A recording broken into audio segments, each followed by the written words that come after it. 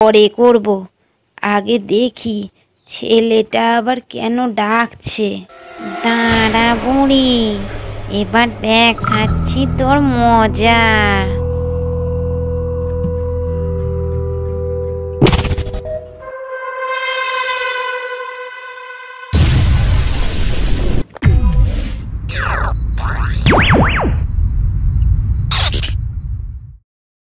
বৌমা, আজ খুব শীত পড়েছে, আমার তো কম্বল ছেড়ে উঠতেই ইচ্ছে করছে না। তুমি বরং আজ আমার খাবারটা ঘরেই দিয়ে দাও। জানোই তো আমি একদম ঠান্ডা সহ্য করতে পারি না, আর এত শীতে যদি আমি ঘরের কাজকর্ম করি তাহলে তো আমার স্কিন ড্রাই হয়ে যাবে। তুমি যত তাড়াতাড়ি পারো আমার খাবারটা ঘরেই দিয়ে দাও, আমার খুব খিদেও পেয়েছে। হ্যাঁ বৌদি, আমারও তো ওই একই অবস্থা। এই শীতে আমি তো ঘর থেকে বেরোতেই পারছি না। কেন? তুমি তো দিব্যি গতকাল তোমার বান্ধবীদের সাথে বই মেলা দেখতে গেলে। আরে বৌদি, তখন তো আমি moisturiser plus sunscreen plus extra. থাক থাক, আমার আর শুনে কাজ নেই। হ্যাঁ বৌদি, তুমি এসব বুঝবে না, তার চেয়ে বরং তুমি জলদি জলদি আমার ভেজিটেবল স্ট্রুটা নিয়ে আসো। আজ ব্ল্যাঙ্কেটের তলায় বসেই খাবার খাবো। আর শোনো বৌদি, কাল আমার কলেজ আছে, তাই জামাগুলো কেচে ইস্ত্রি করে রেখো, কেমন? বৌমা, তুমি যখন মিলির জামা কাচবে তখন ওই একই সাথে আমার শাড়িগুলো কেচে দিও তো। এই শীতে কিভাবে জামা কাপড় কাচবো বলো? তুমি তো জানোই আমার হাঁটু আর কোমরে খুবই ব্যথা, ঠিক করে ওঠা বসাও করতে পারি না। এইসব আবার নতুন কি মা? শীত তো কেবল আপনাদেরই লাগে, আমার তো লাগে না। তবে আপনারা যেভাবে আমাকে কাজের হুকুম দিচ্ছেন তাহাতে করে মনে হচ্ছে আপনারা প্রতিদিন এই কাজগুলি করেন, আজ বিপদে পড়ে আমাকে বলছেন। আপনারা ঘরে যান, আপনার খাবার, আপনার মেয়ের ভেজিটেবল স্ট্রু সব আপনাদের ঘরে আমি কিছুক্ষণের মধ্যেই পৌঁছে দিয়ে আসছি। এ তোমার কেমন ব্যবহার বৌমা? আমি কি তোমাকে কোনো খারাপ কথা বলেছি যে তুমি আমাকে এইভাবে জবাব দিচ্ছ? আমিও তো আপনাকে খারাপ কিছু বলিনি মা, যেটা সঠিক সেটাই বলেছি। সঠিক কথা বললে সবারই খারাপ লাগে মা। চুপ করো বৌমা, কি ট্যাকস ট্যাকস কথা হয়েছে। দাঁড়াও, আজ আসুক আমার ছেলে, তোমার দেখাচ্ছি মজা। হে আবার নতুন কি মা? এ তো রোজকার ঘটনা। আপনার ছেলের কানে বিষ ঢেলে তো আগেই আমাকে খারাপ করেছেন। আমি বলি কি, প্রতিদিন এইভাবে অশান্তি না করে আপনার ছেলের আবার নতুন করে বিয়ে দিন, তাহলে আমি বেঁচে যাব, আর আপনাকেও রোজ রোজ এভাবে অশান্তি করতে হবে না। নতুন বউ এসে আপনাদের সব কাজ মুখ বুজে করে দেবে, সে আমার মতো করে কথার জবাব দেবে না। ঠিক আছে, তোমার এত বড় বড় কথা আজই বার করছি। শাশুড়ি বৌমার এই ঝগড়া নতুন কিছু নয়। বিয়ে হয়ে আসার পর থেকেই গীতাকে তার শাশুড়ি প্রতিদিন এইভাবেই অত্যাচার করত। গীতা, ও গীতা, বাড়িতে আছো নাকি? ও মাসিমা, আপনি? বলছি গীতা বাড়িতে নেই? ভিতরে আসো। আপনি কেমন আছেন মাসিমা? ওই আছি কোনো রকম। তা মাসিমা, আপনাকে তো আর মন্দিরের দিকে যেতে দেখি না, আগে তো মাঝে মধ্যেই যেতেন। আর কি বলবো তোমায় মিতালি, আমার কি আর ঘর থেকে বেরোনোর জো আছে? আমায় সারাদিন কত কাজ করতে হয়, সে কি মাসিমা, আপনি সব কাজ একাই করেন? কেন গীতা আপনাকে কাজে সাহায্য করে না? সে করবে কাজ, তাহলেই হয়েছে। যেদিকে তাকাবো না সেই দিকই ভেসে যাবে। আমি বেঁচে আছি বলেই সংসারটা টিকে আছে। আমি মরার পর যে আমার ছেলেটার কি হবে তাই ভেবে ভেবে আমার রাতের ঘুম উড়ে যাচ্ছে। সে কি মাসিমা, গীতা এই পাড়ায় বিয়ে হয়ে আসার পর থেকে আমরা তো ভাবতাম শান্ত শিষ্ট সংসারী মেয়ে। আপনার হাতে হাতে বুঝি অনেক কাজ করে দেয়, কিন্তু এখন তো শুনছি অন্য কথা। আর কি বলবো তোমায় দুঃখের কথা। রান্না বান্না ঘরের সব কাজ করে শরীর আর চলে না। ভাবলাম ছেলের বিয়ে দিয়ে বউ নিয়ে আসবো, সে আমার হাতে হাতে কাজ করবে। কিন্তু কোথায়, সেই কপাল কি আমার আছে? সত্যি মাসিমা, আপনার কথা শুনে খুবই খারাপ লাগছে। আমরা তো গীতাকে দেখে বুঝতেই পারিনি ওর আচার আচরণ এতটা খারাপ। আসতে বলো মিতালি, বৌমার কানে গেলে আর রক্ষে নেই। ভালো আছো মিতালি?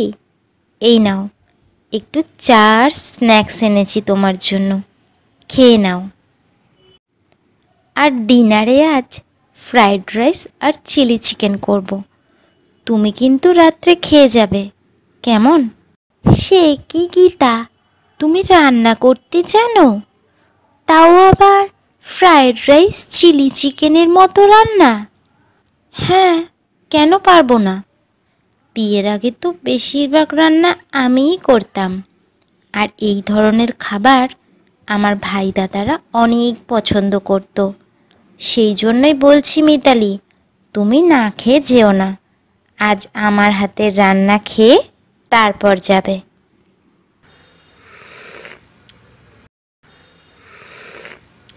বাহ, চাটা দারুণ হয়েছে খেতে।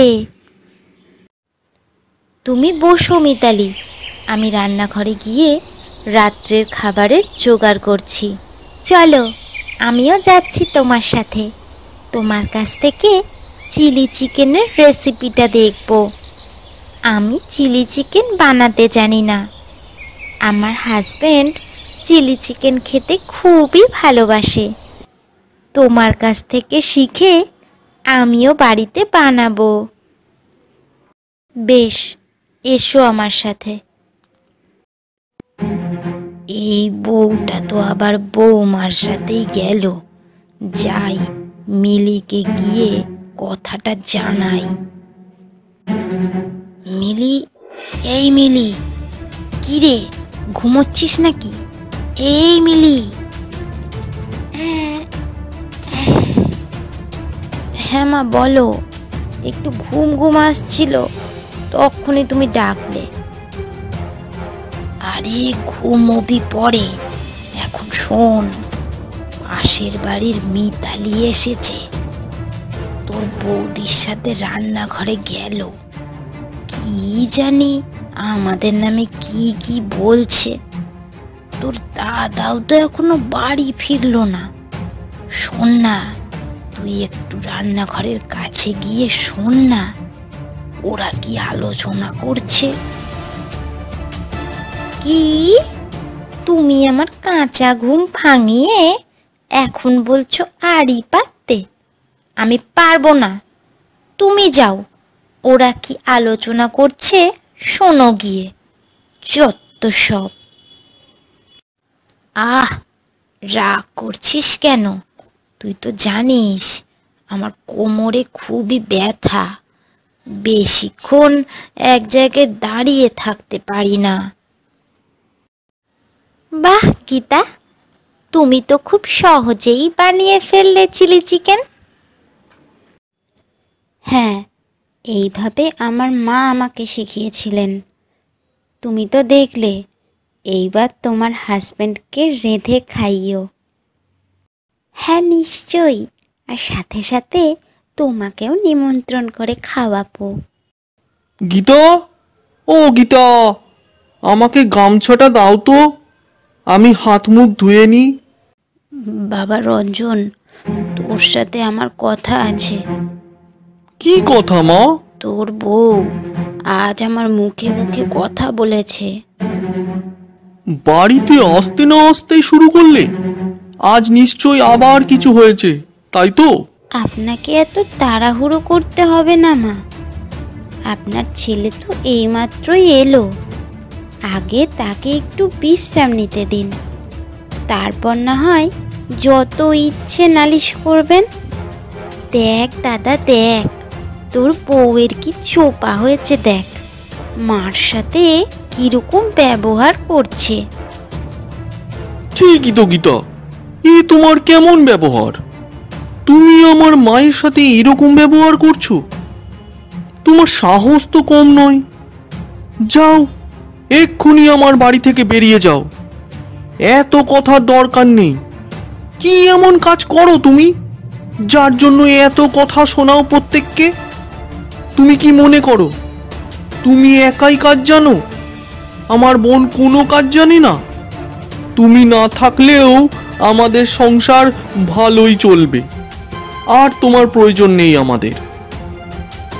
বেশ তো, আমি চলে যাচ্ছি আমার বাপের বাড়ি। তুমি তোমার মা বোনের কথাই শোনো, আর পারলে আবার নতুন করে বিয়ে করো। এই বাড়ির লোকগুলো খুবই খারাপ। এই ভালো বউটাকে বাড়ি থেকে বের করে দিচ্ছে। দাঁড়া, দেখাচ্ছি তোদের মজা। এই বউটা তো মুখ বুজে সব সহ্য করেছে, তাও তোরা বউটাকে তাড়িয়ে ছাড়লি। এবারে দেখ আমি কিভাবে তোদের জব্দ করি। মা, আমি কলেজে বেরোবো। আমার জামাগুলো তোমায় ইস্ত্রি করতে বলেছিলাম, কোথায় রেখেছো সেগুলো? বলি, চোখে কি দেখতে পাচ্ছিস না রান্না করছি, নাকি চোখে অন্ধ হয়েছিস? ঠিক আছে, তুমি আমার ভেজিটেবল স্ট্রুটা রেডি করে আমার জামাগুলো তাড়াতাড়ি ইস্ত্রি করে দাও। আহা, নবাবের বেটি আমার, কোনো ভেজিটেবল স্ট্রু হবে না। আলু সেদ্ধ ভাত করেছি, তাই খেতে হবে তোকে। কি, আলু সেদ্ধ ভাত? ঠিক আছে, আজকের দিনটা চালিয়ে নেব। আমি স্নানে যাচ্ছি, তুমি আমার জামা রেডি করে রেখো। এই এক মেয়ে হয়েছে বটে, কলেজে পড়ে, এখনো নিজের জামাটুকু ইস্ত্রি করতে পারে না। ওই তো ইস্ত্রি, যাই তাড়াতাড়ি ইস্ত্রিটা করে দিই, নয়তো আবার স্নান সেরে এসেই চিৎকার শুরু করবে। মা, ও মা, কোথায় গেলে? একবার জলদি এদিকে আসো তো। উফ, এই আমার হয়েছে যত জ্বালা, কোন দিক যে দেখবো। যাই, দাঁড়া। থাক, এটা পরে করব, আগে দেখি ছেলেটা আবার কেন ডাকছে। দাঁড়া বুড়ি, এবার দেখাচ্ছি তোর মজা।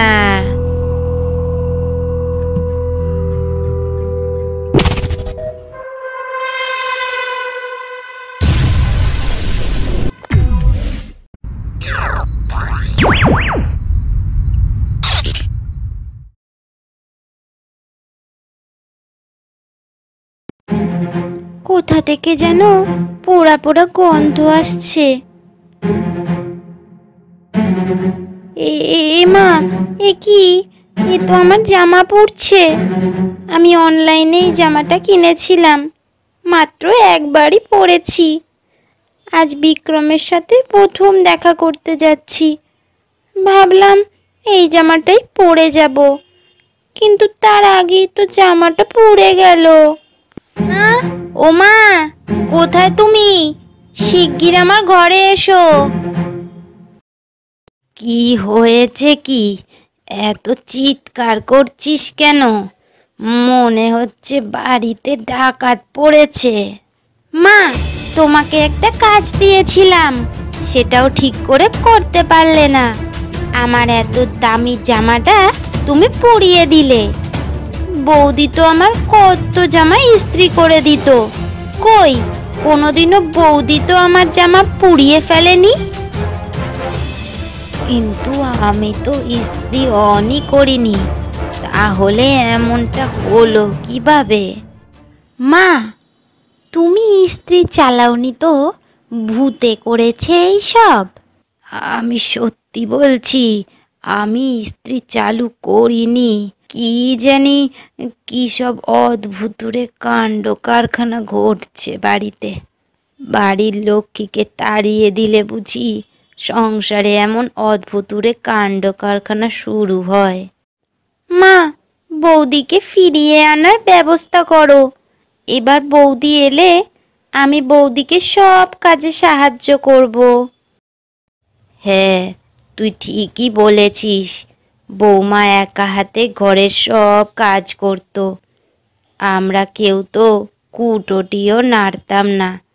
আমি আজই রঞ্জনকে বলছি বৌমাকে যেন ফিরিয়ে নিয়ে আসে। এবার বৌমা এলে আমিও বৌমাকে কাজে সাহায্য করব। আমরা সবাই সংসারের কাজ ভাগাভাগি করে করব। এতদিন আমি বৌমার ওপর অনেক অত্যাচার করেছি। বৌমা এলে আমি বৌমার কাছে ক্ষমা চেয়ে নেব। পরদিন সকালে রঞ্জন তার মায়ের কথা মতো গীতাকে বাড়িতে ফিরিয়ে নিয়ে আসে। আমাকে ক্ষমা করে দিও বৌমা, আমি তোমার সাথে অনেক অন্যায় করেছি। আমার তোমাকে সব কাজে সাহায্য করা উচিত ছিল। হ্যাঁ বৌদি, আমিও তোমার হাতে হাতে ঘরের সব কাজে সাহায্য করব।